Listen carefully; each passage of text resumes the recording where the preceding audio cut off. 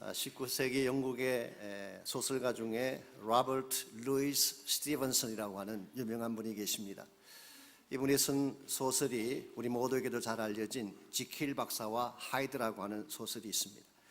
나중에 미국에서 뮤지컬로 만들어져서 브로드웨이에서 오랫동안 공연됐던 유명한 작품이기도 하죠. 이 소설의 주인공인 헨리 지킬이라는 사람은 영국의 의사였습니다. 존경받고 유능한 의사요 과학자이기도 했습니다. 그런데 그의 아버지가 정신질환을 앓고 있었기 때문에 아버지를 위해서 인간 마음속에 있는 선과 악을 분리하는 연구를 하게 됩니다. 연구가 거의 완성이 되어서 이제 임상 실험을 해야 될 단계가 됐을 때 그 병원 이사회의 반대 때문에 연구를 중단하게 되었습니다. 그때 지킬 박사는 심한 좌절감과 분노 속에서 본인이 연구했던 약물을 자신에게 투여를 했습니다. 자기 자신이 임상실험의 대상이 되긴 케이스죠. 그런데 이것이 잘못되었는지 자기 안에 하이드라고 하는 또 하나의 자아가 형성이 된 것입니다. 그래서 낮에는 사람들의 병을 고치는 존경받는 의사로서 지킬 박사로서 생활을 하고 밤만 되면 하이드로 변해서 연쇄살인을 하는 악마가 됩니다. 자신의 연구를 반대했던 이사들을 찾아가서 하나씩 살해하고 심지어는 사랑하는 자도 죽이는 그런 악한 일을 자행을 했습니다. 이와 같이 이중적인 삶 가운데서 고통을 느낀 지킬 박사가 자기 안에 있는 하이드를 몰아내려고 애를 썼지만 몰아내지를 못합니다. 이미 자신의 컨트롤을 벗어났기 때문이죠.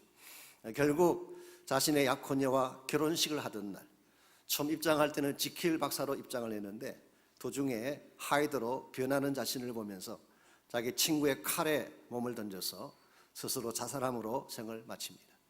이 방법 외에는 자기 안에 있는 하이드를 처리할 방법이 없었기 때문이라고 밝혔습니다. 이 작품이 처음 소개가 되었을 때 영국이나 미국에서 굉장한 반향이 일어났습니다. 지금까지 보지 못했던 특이한 설정을 소개했기 때문이죠. 누군가가 작가인 스티븐슨에게 질문을 했습니다.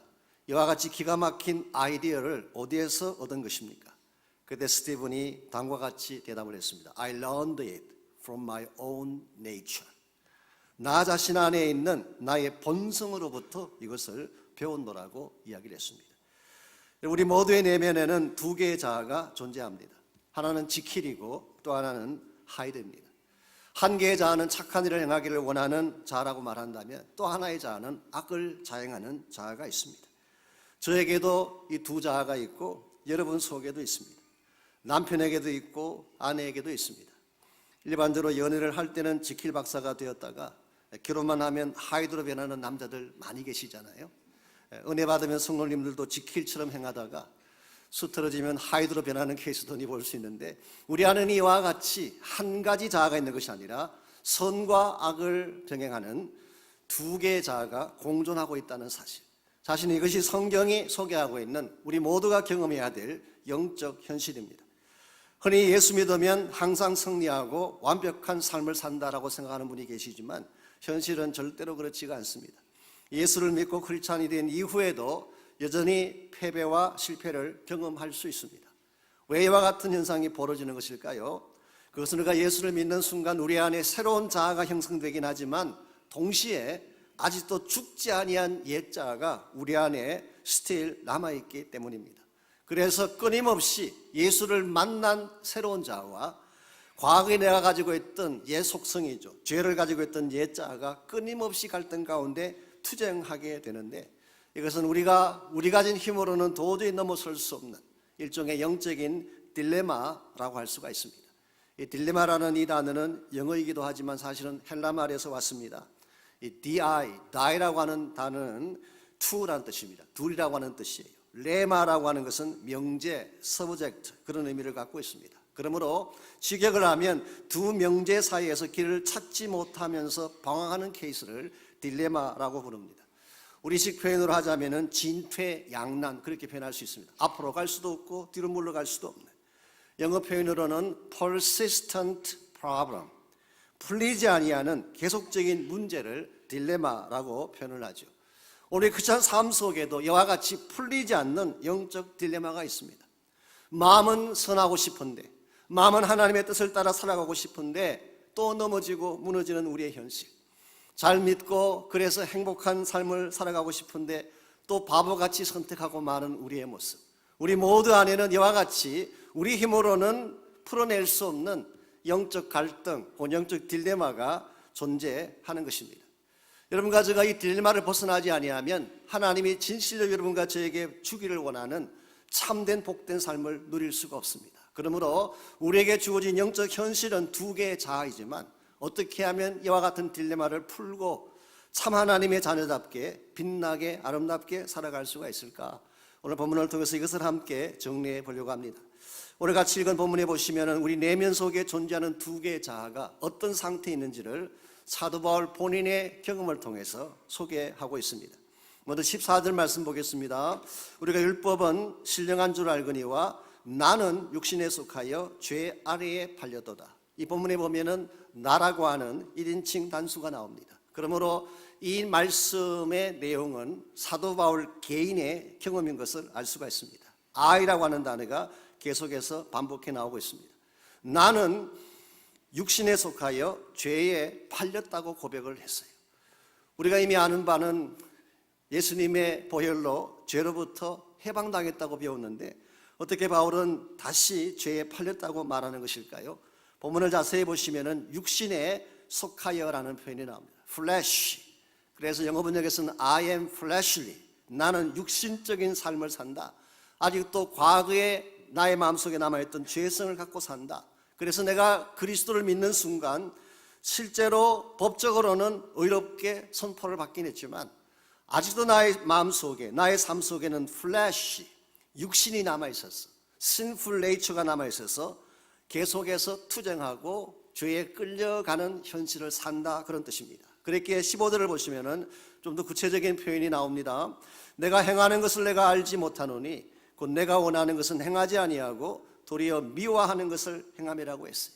내가 행하는 것을 내가 알지 못한다. 이것은 나도 나를 이해하지 못하겠다, 그런 뜻이에요.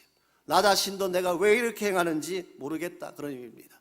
곧 내가 원하는 것은 하지 아니하고 도리어 미워하는 것을 행하고 있기 때문에 영어 성경 보면 I do not do what I want. 내가 원하는 것은 행하지 아니하고 but I do what I hate. 내가 미워하고 내가 싫어하는 것을 행하는 자신의 모습을 표현한 것입니다. 우리 삶 가운데도 이와 같은 이중적인 모습 발견할 때가 많지 않습니까? 사랑하고 싶은데 실제는 미워하는 케이스를 보게 돼요. 자녀를 만나면 좋은 말 한다고 생각을 했는데 실제로는 상처만 되는 말을 남기는 경우, 나도 나를 이해하지 못하는, 나도 왜 이와 같은 행동하는지 이해하지 못할 우리의 모습 볼 때가 있지 않습니까? 이것이 바울이 말하고 있는 자기 안에서 일어나고 있는 이중적 자아의 모습, 아직도 풀리지 아니한 영적 딜레마를 표현한 것입니다. 사도 바울은 이와 같이 선을 행하고 싶지만, 하나님을 향해 바르게 살아가고 싶지만 실제로는 그렇게 살지 못하고 넘어지고 실패하는 자신의 모습을 보면서, 이와 같은 것이 반복적으로 계속 일어나는 것을 보면서 마침내 절규할 수밖에 없었던 고백이 24절 말씀이에요. 오호라, 나는 곤고한 사람이로다. 이 사망의 몸에서 누가 나를 건져낼까? 이게 곤고하다는 말의 뜻은 피곤하다는 뜻이 아닙니다. 비참하다는 뜻이에요. What a wretched person I am. New Living Translation은 Oh, what a miserable person I am. 나의 모습이 얼마나 비참하냐, 얼마나 누추하냐, 이와 같은 고백을 바울이 쏟고 있습니다. 그렇기 때문에 어떤 성경학자들은 이 고백은 사도 바울이 예수 믿기 전에 경험을 표현한 것이지 예수 믿은 후의 경험이 아니다, 그렇게 말하는 분도 계세요. 벵겔 같은 학자가 그렇게 이야기를 했습니다. 바울 같은 자가 어떻게 이와 같이 죄의 노예가 되고 이와 같이 아주 비참한 곤고한 자가 될 수가 있을까? 그러므로 이것은 바울이 예수 믿기 전에 경험을 표현한 것이다, 그렇게 설명하고 있습니다만은, 그러나 대다수의 성경학자들은 그렇게 말하고 있지 않습니다. 어거스틴 같은 분도 동일한 의견을 가졌고, 존 켈빈, 마틴 루터, 칼 바르트, 정말 우리가 알고 있는 유수한 성경학자들은 오늘 이 본문의 말씀 14절에서 25절까지가 사도 바울이 예수 만난 이후에 경험한, 그리고 오늘 본문을 기록하고 있는 로마서를 기록하고 있는 이 시점에도 스틸 경험하고 있는 영적 현실을 표현한 것이라고 보고 있습니다. 그게 두 가지 이유 때문입니다. 첫 번째가 시제 때문에, 탄스, 오늘 본문에 사용된 탄스가 현재형으로 기록되어 있기 때문입니다. 참고로 7절에서 12절까지를 보시면은 이것은 모두가 과거 시제로 되어 있어 past tense로 되어 있습니다. 이것은 확실하게 바울이 예수님 만나기 전에, 즉 다메섹에서 회심하기 전에 본인의 경험을 표현한 것이 거의 확실합니다. 우리가 아는 바처럼 바울은 율법의 전문가였습니다. 어릴 때부터 예루살렘에 유학을 가서 가말리엘 문화에서 최고 수준의 율법을 공부하고 율법의 전문가가 됐습니다. 그러므로 예수님 만나기 전까지 바울에게 있어서 최대 가치는 율법이었어요. 율법이 인생의 전부였고 그것이 성공이고 그것이 자랑이었어요. 마치 옛날에 저희들이 한국에서 성장할 때에 공부가 전부였던 것처럼, 공부 잘해야 착한 사람이잖아요. 공부 잘해야 성공하잖아요. 그래서 학벌이 중시되고 학벌이 모든 것을 대변하는 시대가 있었는데 나중에 커서 보니까 속았다는 걸 알잖아요. 학벌이 필요하긴 하지만 그게 전부가 아닌데, 오늘 본문을 기록한 바울이 동일한 고백을 적고 있습니다. 특별히 11절 보시면은 죄가 기회를 타서 계명으로 말미암아 나를 속이고 그것으로 나를 죽였다고 고백합니다. 바울은 율법이 자신의 최고 과제이고 율법만 잘 알면 하나님께까지 도착할 수가 있고, 소위 말해서 율법을 통해 self-righteousness를 이루게 되면 하나님의 바른 사람으로 산다라고 생각을 했는데 알고 봤더니 속은 거예요. 속일 뿐만 아니라 율법은 궁극적으로 바울을 죽게 만들었다. 그래서 이 12절까지 기록된 이 모든 내용들은 바울이 예수님 만나기 전에 과거적 경험을 이야기한 것이 확실한 것 같습니다. 그런데 13절로 오면은 텐스가 변합니다. 과거 시제에서 현재 시제로. 그래서 13절은 일종의 전환 구절, 트랜지션이라고 말할 수가 있습니다. 그리고 방금 우리 같이 읽었던 14절에서 25절까지는 전부 다 present tense로 되어 있어요. 현재형으로 되어 있습니다. 그러므로 오늘 이 말씀을 기록할 때에 아마 바울이 고린도에서 이 로마서를 기록할 때 그 시점에도 still 본인이 경험하고 있는 현실을 오늘 본문을 통해 소개한 것이죠. 이런 면에서 14절 이하에 기록된 이 모든 내용들은 바울이 예수님을 믿은 이후의 경험이라고 보는 것이 옳습니다. 두 번째 이유는 바울이 이처럼 고통스러워했다는 사실이 역설적으로 사도 바울이 예수님 만난 증거가 된다는 이야기입니다. 이 죄에 대해서 아파하고 죄 때문에 고통을 당하는 것 자체가 바울이 예수 만나지 않았으면 있을 수 없는 현상이라는 거예요. 존 스타트라고 하는 영국의 학자가 이 대목에서 재미있는 말을 했습니다. 죽은 자는 몸부림치는 법이 없다. 여러분, 송장이 몸부림치는 거 봤어요? 찌른다고 아파하는 거 봤어요? 죽은 자에게는 죄에 대한 가책이 없어요. 근데 바울이 살아있기 때문에, 예수를 만났기 때문에, 주님을 기쁘시게 하는 삶이 무엇인지를 알기 때문에 그렇지 못함에 대한 고통을 안고 있는 것. 이런 면에서 오늘 본문은 굉장히 아픈 고통을 기록하는 것처럼 보이지만 실상은 사도 바울이 진짜 예수 만났다는 증거가 될 수 있다는 사실. 이런 측면에서 생각해 보면 오늘 본문의 말씀은 여러분과 저에게 굉장히 위로가 되는 말씀이 아닐 수가 없습니다. 우리는 그동안에 예수 믿은 후에 나만 갈등한 줄 알았어요. 나만 패배하며 나만 고통 가운데 사는 줄 알았는데, 나만 넘어지고 잘못되게 사는 줄 알았는데, 바울같이 위대한 사람도 예수님 만난 이후에 갈등했다는 사실, 그것 때문에 아파하고 힘들었다는 사실이 여러분에게 위로가 되지 않습니까? 근데 예배 시간에 조금 늦게 왔습니다. 다들 조용히 예배 드리는데 늦게 오면 참 미안하잖아요. 그런데 나보다 더 늦게 오는 사람이 있을 때 굉장한 위로가 되지 않습니까? 더구나 그 사람이 장로님일 때 얼마나 위로가 크게 되나요? 나만 실수하고 나만 잘못한다면 나에게 부담이 되지만 다른 사람도, 나보다 더 훌륭하게 보이는 사람도 동일한 고통을 혹은 동일한 스트러글링을 한다는 사실을 들을 때 위로가 되는 것처럼 오늘 본문을 기록한 사도 바울의 케이스도 마찬가지입니다. 바울은 자신이 완벽하다고 말하고 있지 않습니다. 나는 예수 믿었기 때문에 아무 문제가 없다고 프리텐드하고 있잖아요. 나에게도 아픔이 있다. 나에게도 스트러글링이 있다. 나에게도 회의가 들어오고 때에 따라서는 실패하고 뒤로 물러서는 케이스도 있다. 그래서 New Living Translation은 14절을 번역할 때 I am too human, 나도 똑같이 인간이다, 그렇게 번역을 했어요. 오늘 여러분과 제가 실제 영적 생활 가운데에 아픔을 겪습니다. 갈등을 겪습니다. 더 잘 살고 싶은데 그렇게 살지 못함에 대한 좌절감이 우리에게 있어요. 예수만 믿으면 모든 것이 다 풀릴 줄 알았는데 그렇지 아니한 현실을 보면서 회의적인 마음을 가질 때가 있습니다. 이것을 벗어나고 싶은데 벗어날 수가 없기 때문에 발부둥치고 딜레마에 빠진 것처럼 고통을 당할 때가 있지만, 그러나 여러분 기억하실 것은 바울같이 위대한 자도 동일한 아픔을 겪은 것을 기억한다면 우리에게도 희망이 있는 것입니다. 특별히 오늘 본문은 이와 같은 아픔이 있는 현실은 사실이지만 그렇다고 해서 이 고통 속에 계속 살아가는 것이 크리스찬 삶이라고 말하고 있지 않습니다. 바로 이와 같은 자신의 아픔과 본인의 갈등을 통해서 어떻게 하면 이것을 넘어서서 하나님이 진실로 우리에게 부어주시기를 원하시는 바른 축복과 자유함을 누리며 살 것인가, 여기에 대한 해답을 오늘 본문을 통해서 소개하고 있습니다. 여러분 가운데 혹시라도 예수님 믿은 이후에 실패하고 잘못된 죄를 범했기 때문에 아파하고 그것 때문에 절망하는 분이 혹시 계신다면, 우리에게 주어진 갈등은 피할 수가 없지만 그러나 갈등을 넘어설 수 있는 비결은 오늘 본문 속에 등장한다는 사실을 기억하고, 여러분이 이 갈등의 딜레마를 넘어서서 하나님이 진정 부어주시기를 원하시는 참된 자유와 기쁨 가운데 살아가는 이런 모두가 되실 수 있기를 바랍니다. 우리가 어떻게 하면 우리에게 필연적으로 찾아놓은 갈등의 딜레마를 넘어가서 참 자유함을 누릴 수가 있을까? 오늘 본문에 보시면은 이 갈등을 넘어서는 세 가지 비결을 오늘 본문이 소개합니다. 제일 첫 번째가 연약한 자기 자신을 인식하는 것입니다. 내가 얼마나 약한가라고 하는 자신의 연약성과 무능력함을 인식하는 것이 회복을 향해 가는 첫 스텝이라고 오늘 성경은 밝히고 있습니다. 18절 말씀 보겠습니다. 내 속 내 육신에 선한 것이 거하지 아니하는 줄을 아노니 원함은 내게 있으나 선을 행하는 것은 없노라. 여기에 참 진솔한 바울의 고백을 읽어볼 수가 있습니다. 내 속에 선한 것이 없다. 나에게는 육신이 있기 때문에, 육신 안에 살고 있기 때문에 이 육신 안에서 선을 행하지 못하는 자신을 정직하게 인식을 하고 있습니다. 19절 내가 원하는 바 선은 행하지 아니하고 도리어 원하지 아니하는 바 악을 행하고 있다.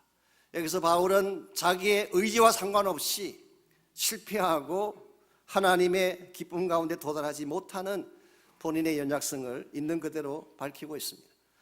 우리가 이것을 인식해야지 바른 길로 갈 수가 있어요. 내가 얼마나 연약한지 무능력한지를 알아야지 하나님의 은혜를 붙들 수 있기 때문에, 오늘 여러분들께서 연약함을 인식하는 것은 여러분의 약점이 아닙니다. 오히려 진정한 회복으로 가는 첫 단계가 되는 것입니다. 그런데 예수님을 잘 믿는다고 하는 사람들 중에 지나친 자기 확신에 빠진 분들을 만날 때가 있어요. 다른 사람들은 다 저렇게 넘어져도 난 아니야, 나는 절대 저렇게 살지 않아, 이와 같이 본인은 절대 다른 사람처럼 무너지지 않는다고 하는 확신 가운데 사는 분들을 만날 때가 있죠. 물론 자아에 대한 확신이 필요할 때도 있습니다. 우리가 너무 자신감이 없으면 또 안 되니까 자아에 대한 확신이 필요하긴 하지만, 그러나 지나친 자아 확신, 우리가 self confidence가 너무 지나친 것은 굉장히 위험합니다. 우리 그리스도인이 가져야 될 진정한 확신은 self confidence가 아니라 God confidence예요. 하나님에 대한 확신이지 나 자신에 대한 확신이 아닙니다. 내가 얼마나 강한 자냐, 내가 얼마나 완벽한 자냐, 여기에 대한 확신이 필요한 것이 아니라 하나님에 대한 확신을 바로 가질 때, 그때 우리가 회복도 가능하고 하나님께 나가는 길도 열리는 것입니다. 솔직히 고백을 드리면 우리 모두에게는 약점이 다 있어요. 어떤 면은 강한 것처럼 보이지만 또 다른 면을 보면 다 위크니스를 갖고 있어요. 성경에 나오는 위대한 인물들을 공부해봐도 동일한 사실을 발견하게 됩니다. 예를 들어서 다윗을 한번 생각해 보십시오. 얼마나 훌륭한 분이에요. 다윗은 찬양도 잘하고 목자로서 양도 잘 치고, 사울 왕이 그렇게 자기를 죽이려고 쫓아다녔지만 끝까지 용서하고 사랑했던, 블레셋과의 수많은 전투를 벌였지만 믿음으로 나가서 승리했던, 우리가 얼핏 보게 되면 흠잡을 데가 없는 진짜 영웅이에요. 그래서 다윗을 성군이라고 부르지 않습니까? 그런데 이 다윗의 결정적인 약점이 무엇일까요? 여자 문제. 다른 건 다 스트롱했는데, 다른 건 다 강한 것처럼 보였는데 그의 허점이 있었어요. 그래서 자기 부하의 아내, 우리 아내 바세바를 취함으로 말미암아, 즉 여자 문제에 빠짐으로 말미암아 결국은 엄청난 나락으로 떨어지지 않았습니까? 다윗의 약점이 그거예요. 아간의 경우는 뭐가 약점이었을까요? 물질에 눈이 어두웠어요. 돈만 보면 다른 게 안 보이는. 여러분은 이런 약점에 빠지지 않기를 바랍니다만은 아간은 물질에 약했습니다. 신약 성경에 나오는 베드로 수지자로서 많은 훌륭한 일을 했지만 뭐가 약점이었어요? 한 성질하셨어요.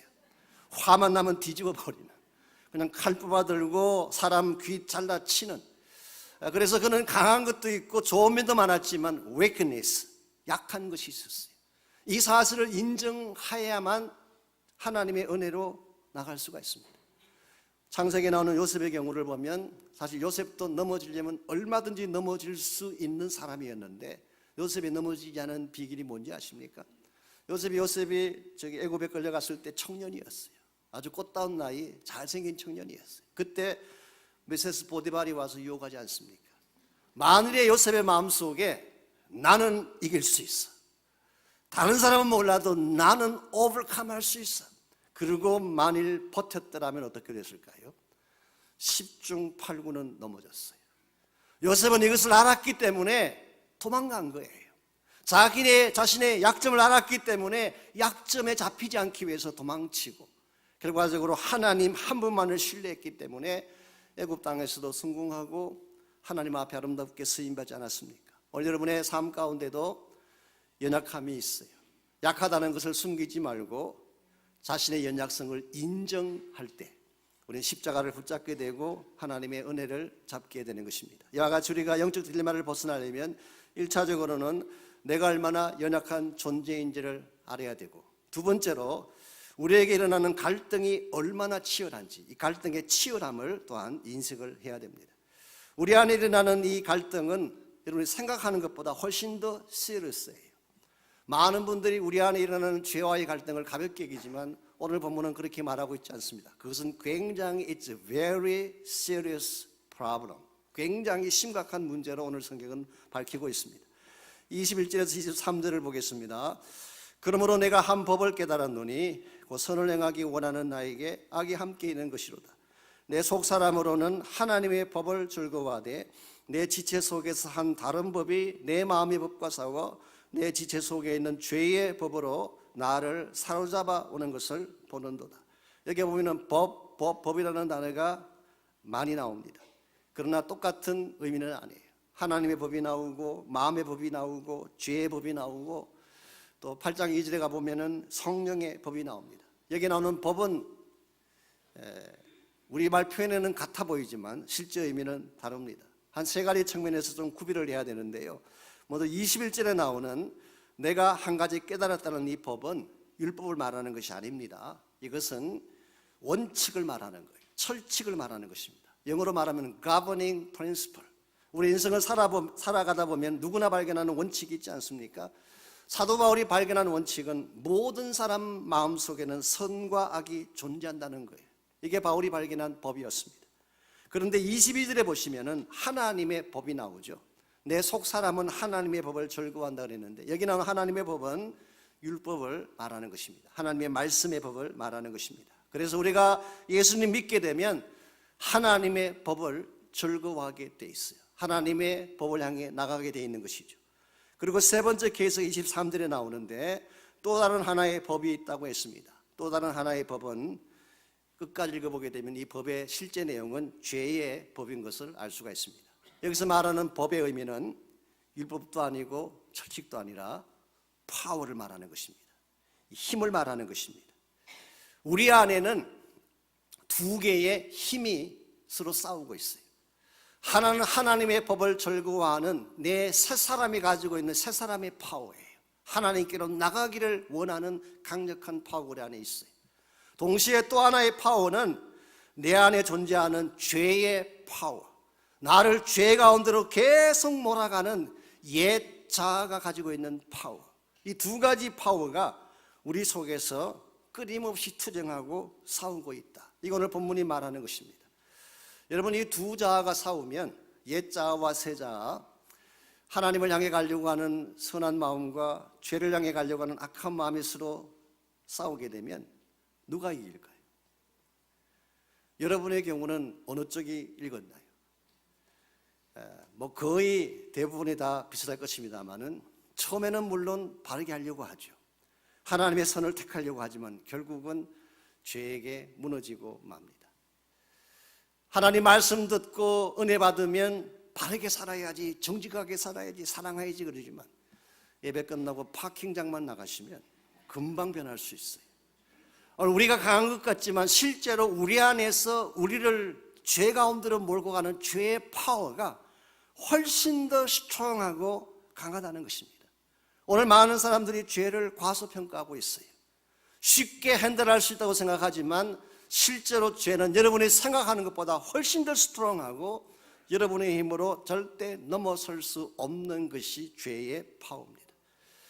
저희 교회에서 제가 BSBC 라이프를 할 때 늘 소개해드렸던 예화가 있습니다. 제가 고등부 시절에 교회 안에 저희들을 지도하던 지도교사님이 계셨는데 그분이 집사님이셨어요. 한 번은 고등부가 수련회를 갔습니다. 수련회 끝나는 마지막 날 캠프파이어를 피워놓고 이제 학생들이 나와서 돌아가면서 간증을 하는데 참 은혜스러운 시간이죠. 그때 학생들만 간증하는 것이 아니라 지도교사이신 집사님이 나오셔서 그분도 간증을 하셨어요. 우린 전혀 몰랐는데 그분이 이런 간증하셨습니다. 사실은 본인이 오랫동안 담배를 끊지 못했다는 것입니다. 그래서 주일날 와서 본인은 입 딱 닫고 주일날 와서 학생들 가르치고 교회 섬기고 또 집사님이니까 기도 인도하고 그렇게 하셨는데 실제로는 담배를 끊지 못했대요. 사실 요즘 같으면은 뭐 그렇게 또 심각하게 생각 안 할지 모르지만 제가 고등학생일 때만 하더라도 더구나 제가 다니는 교회가 굉장히 보수적인 교회였기 때문에 담배는 큰 죄였어요. 근데 이걸 끊지 못한 채 이걸 감추고 교회에 나와서 사역을 하니까 얼마나 고통이 됐겠어요. 그래서 본인이 한 번은 작정을 했대요. 정말 본인이 마음에 굳게 결심을 하고 약 열흘 동안을 담배를 안 피웠어요.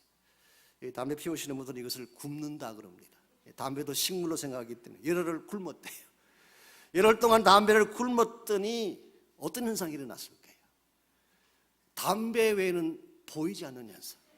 그래서 한 번은 이분이 화장실에 갔는데요. 그 당시는 공중 화장실, 마을 안에 공동으로 쓰는 공동 화장실이 있었습니다. 혹시 기억나십니까? 그 화장실의 현장을 칠퍽칠퍽합니다. 오물이 그냥 번져 나오고 퍼져 나와가지고 이 화장실인지 바닥인지 구별이 안 되는 그 칠퍽칠퍽한 더러운 그 공중 화장실에 담배 꽁초 하나가 딱 떨어져 있는데 본인도 모르게 그걸 줍더래요. 그걸 줍는 자신의 모습을 보고 이야 이건 아니다. 이건 아니다. 그래서 그때부터 하나님 앞에 기도가 시작이 되고 기도하는 중에 하나님이 은혜로 본인의 담배를 끊게 한 간증을 듣게 해주셨어요. 우리가 생각하는 것보다 죄의 힘은 스트롱합니다. 굉장히 강해요. 더 정확하게 표현드리면 죄는 처음부터 우리 힘으로 이길 수 있는 것이 아니었어요. 만일 나의 능력과 힘으로 죄를 극복할 수 있다면 예수님 오시지 않아도 되었을지 모릅니다. 그런데 우리가 아무리 노력하고 아무리 애써도 죄는 처음부터 우리가 핸들할 수 있는 것이 아니었기 때문에 하나님이신 예수님이 이 땅에 오셔서 친히 죄를 담당해 주심으로 죄 문제를 처리하게 하신 것입니다. 이것이 우리가 믿는 복음의 핵심 아닙니까?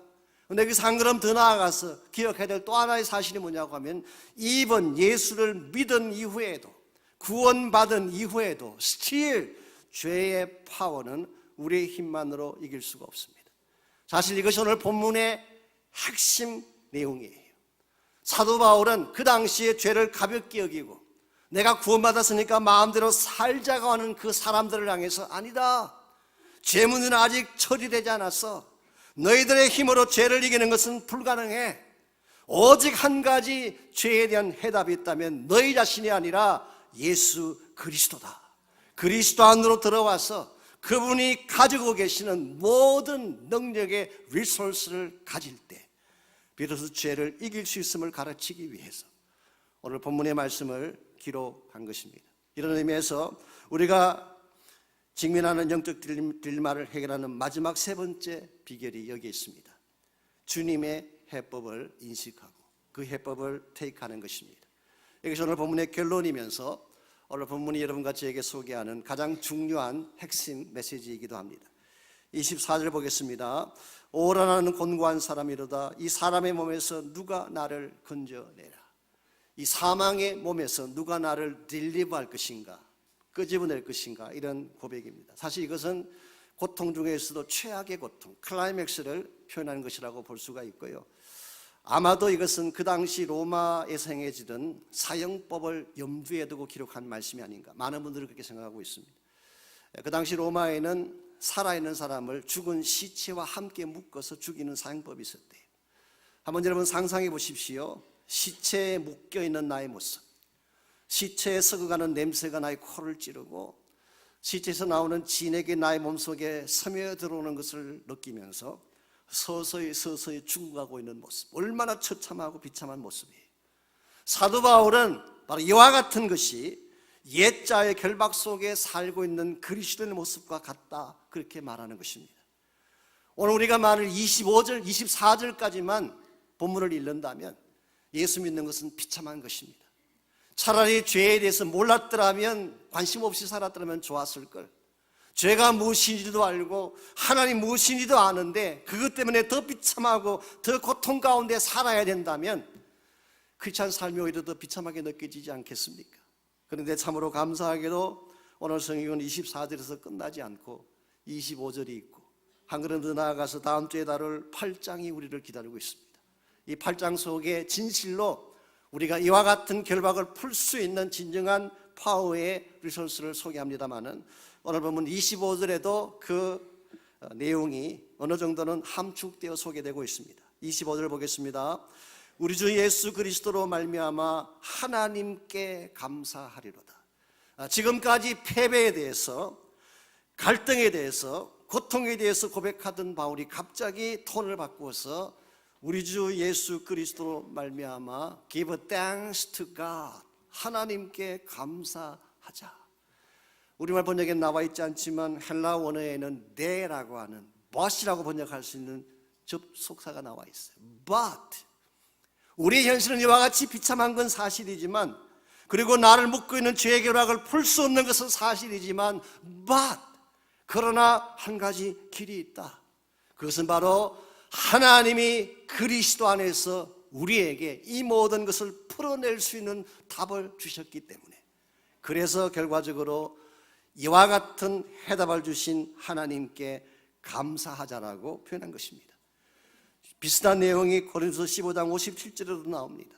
우리 주 예수 그리스도로 말미암아 우리에게 이김을 주시는 하나님께 감사하노라. 우리에게는 승리할 수 있는 힘이 없지만 그리스도를 통해서 승리할 힘을 주신 하나님. 로마서 8장 37절에서는 이렇게 고백합니다. 이 모든 일에 우리를 사랑하시는 이로 말미암아 우리가 넉넉히 이기느니라. 우리가 승리한다는 뜻이 아닙니다. 나의 힘과 노력으로 죄의 결박을 끊고 승리자가 된다는 것이 아니라, 나는 무능력하지만, 나는 아무것도 할 수 없지만 우리를 사랑하시는 그분 때문에, 나를 위해 죽으시고 부활하신 예수 그리스도 때문에 우리는 넉넉히 이기는 자가 된다고 말씀하고 있어요. 이것이 우리가 붙들어야 될 진리입니다. 오늘 우리의 현실은 처참할 수 있습니다. 노력했지만 또 패배할 수 있어요. 사랑하고 싶지만 사랑하지 못하고 미움의 나를 지배할 수가 있어요. 정오심이 내 마음을 떠나지 않을 수가 있습니다. 그럴지라도 하나님 여러분과 저에게 이 모든 굴레를 벗어날 수 있는 길을 주셨어요. 그게 바로 우리 안에 내주하시는 예수 그리스도십니다. 그분 안에 모든 게 다 들어있어요. 그분 안에 우리의 모든 죄를 담당하는 보혈이 들어있어요. 십자가의 능력이 들어있어요. 그분 안에 죽음마저도 이기고 부활하신 부활의 능력이 들어있어요. 이 예수 그리스도를 통하여 여러분과 저에게 주어진 가장 소중한 선물이 무엇인가요? 바로 성령 하나님 아닙니까? 예수님의 이름으로 우리에게 오셔서 우리 안에 내주하시는 성령님, 다음 주에 다룰 것입니다. 이 생명의 성령의 파워가 죄와 사망의 법으로부터 너희를 해방하였음이니라. 이것이 우리가 붙들어야 될 소망이고, 여기에 진정한 복음이 있다고 저는 생각을 합니다. 흔히 많은 분들이 기독교 신앙을 너무 피곤한 나머지 나는 할 수 없어, 그런 멘탈리티로 사는 분이 있습니다. 반대의 경우는 누구나 낙관한 나머지 나는 모든 것을 할 수 있다라고 자만하는 분이 있어요.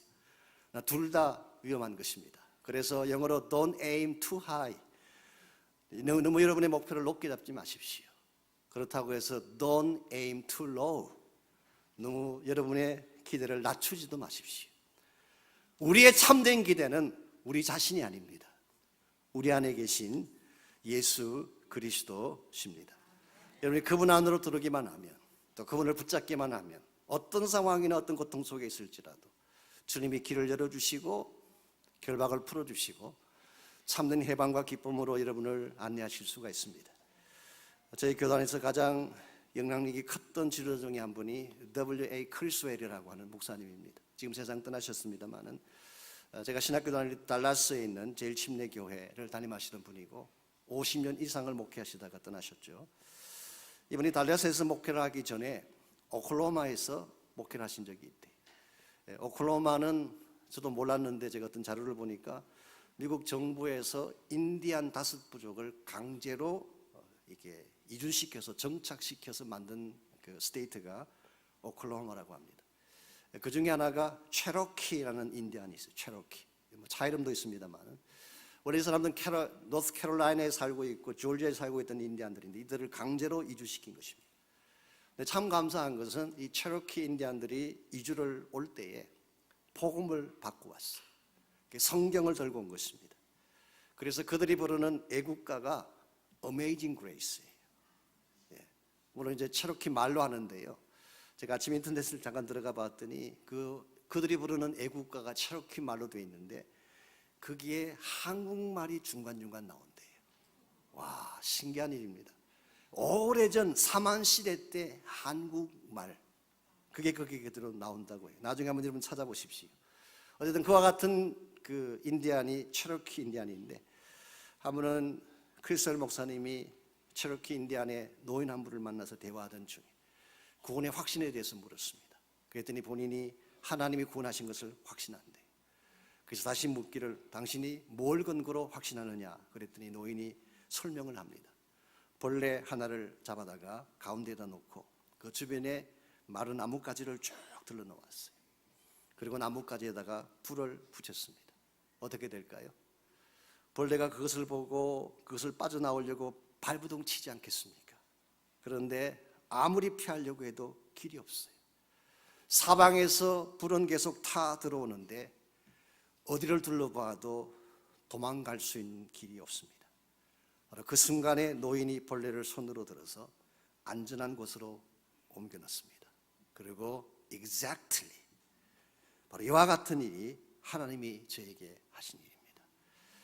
제가 벌레를 여러분에게 비유해서 좀 죄송하긴 합니다만은 하나님께서 여러분과 저에게 행하시는 일도 동일하다고 생각합니다. 때로 우리 인생이 포위당한 것처럼 고통 가운데 처할 때가 있어요. 나를 포위한 고난의 불길은 나를 에워싸고 타오르고 있는데 어디를 둘러보아도 길은 보이지 않습니다. 발버둥 쳐보아도 길은 없어요.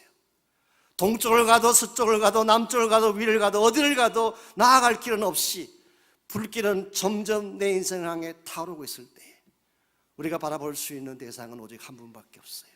나를 건져내실 그리스도를 바라보는 것입니다. 그때 그분이 직접 오셔서 우리를 안아다가 안전한 곳으로 옮겨주시는 것, 이것이 우리가 받은 구원 사건이고 이것이 크리스찬 삶의 본질입니다. 사랑하는 형제자매 여러분, 오늘 여러분의 삶 가운데도 고통이 있을 것입니다. 정말 포위당한 것처럼 고난의 포위 가운데 처해서 빠져나갈 길이 없는, 발버둥 치고 애써 보았지만 도무지 길을 찾을 수 없는 상황이 매일 여러분의 인생 가운데도 있을지 모르겠어요. 그러나 포기하지 마십시오. 여러분을 건져내실 주님이 계시기 때문에 그분을 바라보고 그분에게 도움을 요청하면 그분은 즉시 달려오셔서 여러분을 건져내어 주시고 안전한 곳으로 옮겨주셔서 여러분의 인생이 상하지 않도록, 해받지 아니하도록 여러분을 도와주십니다. 우리 모두는 다 연약한 존재입니다. 그냥 두면 다 깨어지고 부서질 질그릇 같은 존재. 그런데 우리 안에 예수 그리스도라는 보배를 담아주셨어요. 우리가 강할 수 있는 유일한 이유, 우리가 고통과 고난에도 불구하고 승리할 수 있는 유일한 이유는 바로 우리 안에 계신 예수님 그분 때문입니다. 오늘 이 시간에 여러분께서 그분을 신뢰하고 그분을 의지하고 무슨 일을 당할지라도 그분을 바라보겠다는 그런 결단으로 기도하며 주께 나오는 시간이 있기를 바랍니다.